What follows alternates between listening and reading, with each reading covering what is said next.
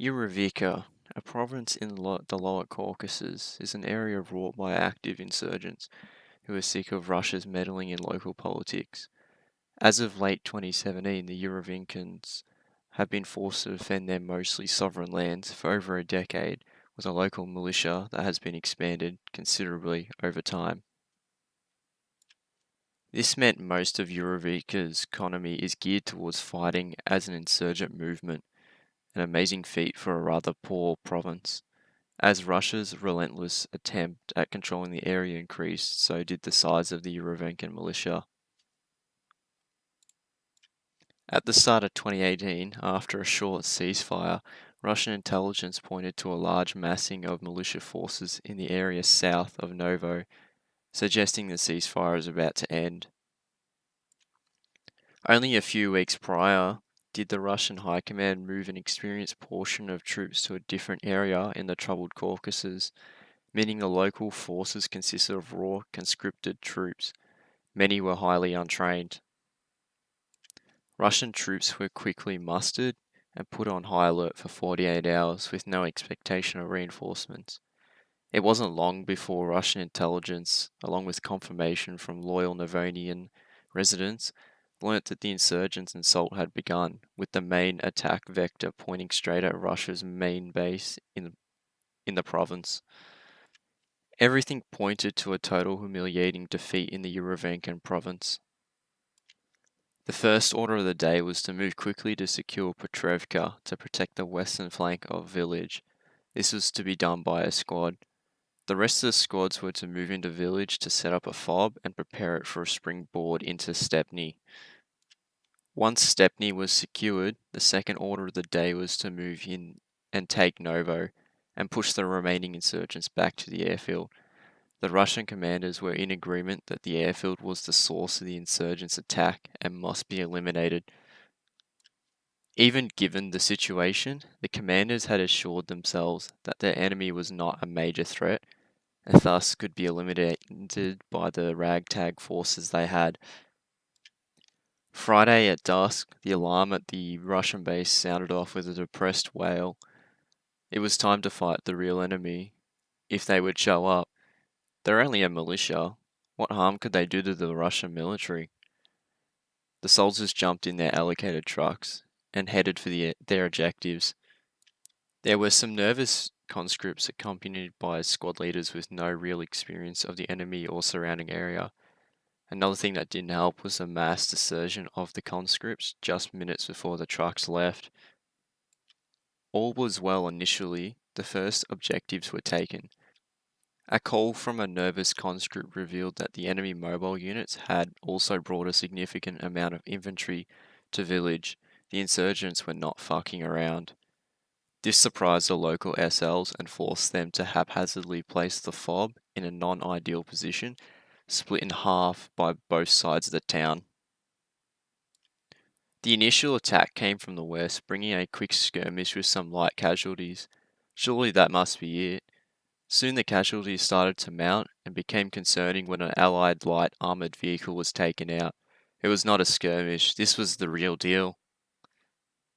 Local reserves at base began to be mobilised and sent off to the flashpoint at village. This was when the commanders realised their precarious situation.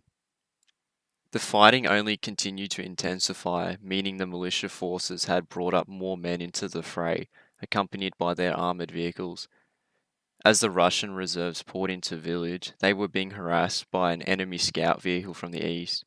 This could be disastrous if the enemy were trying to encircle from the north, as it meant the Russians were potentially stuck in a cauldron. However, the enemy vehicle was destroyed by Lat infantry. It was clear the insurgents had complete control over the south of village, with a fob of their own set up north of Stepny, supplying their offensive with men and machines. This was a hard struggle for the Russian infantry, and would result in a back and forth struggle for dominance over village. But for the most part, it was the militia who maintained a foothold on village by forming a U shape around from east to west.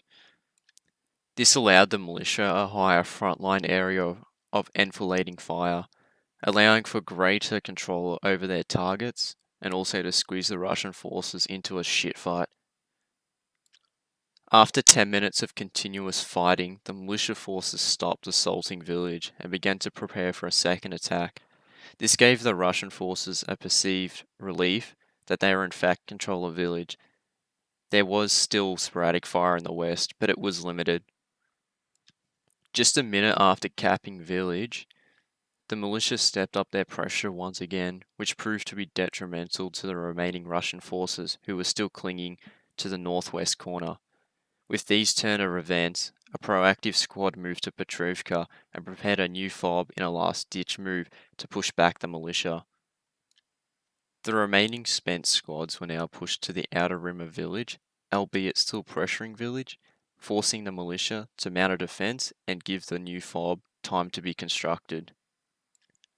With the new fob up and running, the enemy still stuck at village. The local commanders felt that they could continue their counter-offensive on village. This was a miscalculation on their part, as they underestimated the conscripts' morale and current fighting abilities.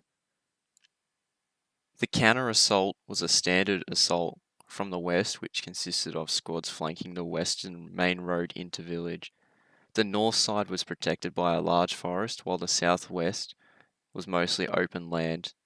The northwest squads were already heavily engaged, which tied up a fair chunk of militia forces, allowing for two squads to move along the south, mostly unhindered. The two squads were able to take the southern portion with ease, with a small firefight. Nonetheless, the militia responded and pulled back into village to deal with the new threat. Another small firefight broke out, but it was enough to blunt the Russian assault. Simultaneously, current intelligence suggested that the Russian counter-assault on village had been outflanked to the west, with militia movement pressuring Lower Petrovka. At this point, the district army commander stepped in, overruled the local commanders, and ordered a complete withdrawal of the Yehorivka province. The post-military analysis of the Battle of the Village showed from the start the Russian forces were no match for the experienced militia forces. The commanders were ineffective, the soldiers had low morale, and the militia were determined to win. The defense of Village was never prepared properly, which allowed the militia an undeniable advantage and the ability to encircle the Russian forces. This huge victory for the militia allowed bigger bargaining power in the future Treaty of Petrovka, a treaty which stripped most of Russian political power in the area. Yehorivka was now fully autonomous.